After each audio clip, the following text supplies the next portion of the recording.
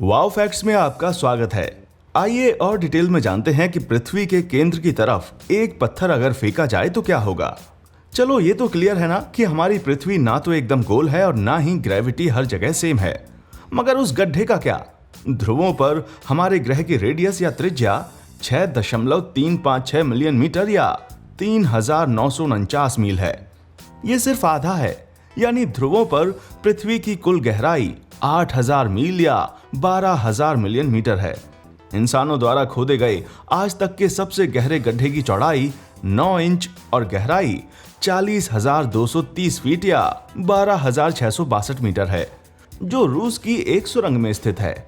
अंदाजे के लिए आपको बता दूं कि माउंट एवरेस्ट की ऊंचाई मात्र 8,848 मीटर है।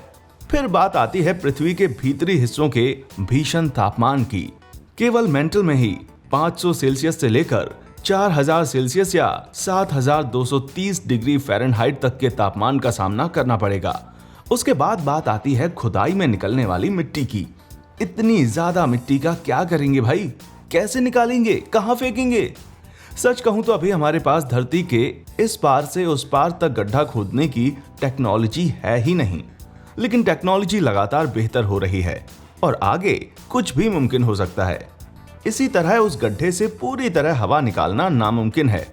जी हां, सबमरीन्स या स्पेसशिप की तरह एयरलॉक्स का इस्तेमाल करके हवा को बाहर किया जा सकता है, लेकिन 8000 मील गहरे गड्ढे से कितनी ज्यादा हवा निकालनी पड़ेगी सोचिए। फिर भी पत्थर फेंकने के लिए ढक्कन तो खोलना ही होगा। मान लीजिए उस पत्थर को किसी कंप्यूटर द्वारा कंट्रोल्ड रोबोट के जरिए गड्ढे में फेंका जाएगा, लेकिन ये ऑप्शन भी काफी महंगा साबित होगा। लेकिन अगर मान लिया जाए कि ये पॉसिबल है तो क्या होगा? साइंटिस्ट ने इस बारे में बहुत विचार किया है और बताया है कि क्या होगा। सोचिए कि उत्तरी ध्रुव पर लाखों डॉलर की एक लैब पत्थर फेंकने वाले रोबोट को कंट्रोल कर रही है। रोबोट गड्ढे से हवा निकाल लिए जाने के बाद पत्थर को एकदम सटीक निशाने से पृथ्वी के एक कोर की तरफ फेंक देता है। आप सोचेंगे कि वो पत्थर 9.8 मीटर प्रति वर्ग सेकंड के त्वरण से नीचे गिरेगा, मगर ऐसा नहीं होता। क्यों? क्योंकि पृथ्वी की सतह से नीचे जाते ही कोर की तरफ बढ़ने पर ग्रेविटी कम हो जाती है और कोर या गर्भ पर यह शून्य हो जाती है। जाहिर है ये एक थ्योरी ही है, कोई आज तक वहां जाकर देख नहीं पाया है। आप सोच रहे होंगे कि कोर पर पहुंचते ही पत्थर जीरो ग्रेविटी की वजह से एकदम से रुक जाएगा, मगर स्पीड और मोमेंटम या आवेग की वजह से ऐसा नहीं होता।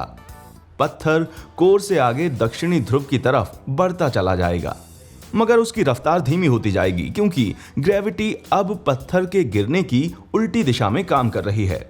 अगर आप दक्षिणी ध्रुव से देखेंगे तो पत्थर ऊपर की ओर आता हुआ दिखाई देगा। साइंटिस्ट की कैलकुलेशन के हिसाब से उत्तरी ध्रुव से फेंके जाने के ठीक 42 मिनट 12 सेकंड बाद ये पत्थर गड्ढे के दक्षिणी ध्रुव वाले मुहाने से बाहर निकल जाएगा। अगर हवा या किसी और वजह से पत्थर के रास्ते में छेड़छाड़ नहीं की गई तो फिर ये बिल्कुल उसी तरह गड्ढे में वापस गिर जाएगा जैसे उत्तरी ध्रुव से फेंका गया था। कुल मिलाकर मतलब ये है कि पृथ्वी के एक ध्रुव से दूसरी ध्रुव तक गड्ढे में अगर कोई पत्थर फेंका जाए तो वो किसी पेंडुलम की तरह बार बार गड्ढे के एक सिरे से दूसरे सिरे की तरफ गिरता रहेगा। आप सोच रहे होंगे बहुत बढ़िया, पर साइंटिस्ट ने इतनी फालतू और नामुमकिन सी चीज पर इतनी बुद्धि आखिर क्यों खर्च की? ऐसा पेंडुलम ज्यादा से ज्यादा एक शोपीस बन सकता है, वो भी अगर छोटी साइज में बनाया जाए तो।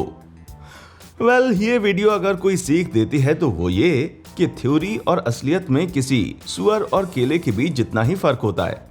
पर जरा सोच के देखिए, ऐसा अनंत मोशन या गति हमें असीमित ऊर्जा प्रदान कर सकता है। विंड मिल तो आप जानते ही होंगे, जिसकी ब्लेड की मोशन से ऊर्जा प्राप्त होती है। अगर हम कोई ऐसी मशीन बना लें जो उन ब्लेड्स को लगातार चलाती रहे तो हमें मुफ्त ऊर्जा की असीमित सप्लाई मिल जाएगी। एक बार मशीन का दाम और इंस्टॉलेशन का खर्च तो उठाना ही पड़ेगा, फिर भी इतनी ऊर्जा के बदले ये तो कुछ भी नहीं है। तो हम ऐसा करते क्यों नहीं? कुछ लोग कहेंगे शायद इसलिए क्योंकि सरकारें ऊर्जा के पुराने सोर्सेज पर बहुत ज्यादा टैक्स लगाकर पैसे कमाती हैं। हो सकता है कमाती हूं, पर यह वजह नहीं है। दरअसल अनंत मोशन काफी नाजुक सी चीज होती है। अगर उस गड्ढे में जरा भी हवा हुई तो पत्थर की स्पीड धीमी हो जाएगी और वो दूसरे सिरे से बाहर नहीं निकल पाएगा। अगर पत्थर दूसरे सिरे से बाहर नहीं निकला तो उसका मोमेंटम भी नहीं बन पाएगा और वो जीरो ग्रेविटी वाले केंद्र में फंस कर रह जाएगा। असीमित ऊर्जा प्रदान करने वाली अनंत मोशन वाली डिवाइसेस बनाना भी लगभग नामुमकिन सा है। लेकिन कुछ साइंटिस्ट और दूसरे उत्सुक लोगों को इस बात से कोई फर्क नहीं पड़ता।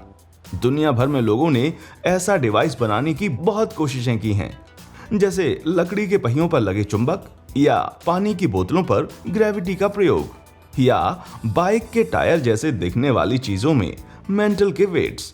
गूगल और यूट्यूब मनुष्य की ऐसी कोशिशों से भरे पड़े हैं और इन कोशिशों के नाकामयाब होने की वजहों से लिखित और वीडियो एग्जाम्पल्स भी सामने हैं। क्या हम अनंत मोशन को कभी ऊर्जा के स्रोत के रूप में यूज कर पाएंगे? क्या पता साइंस इतनी तेजी से तरक्की कर रही है कि आगे कुछ भी मुमकिन हो सकता है। तब तक हम इंटरेस्टिंग सी मशीन्स और थ्योरीज तो बना ही सकते हैं।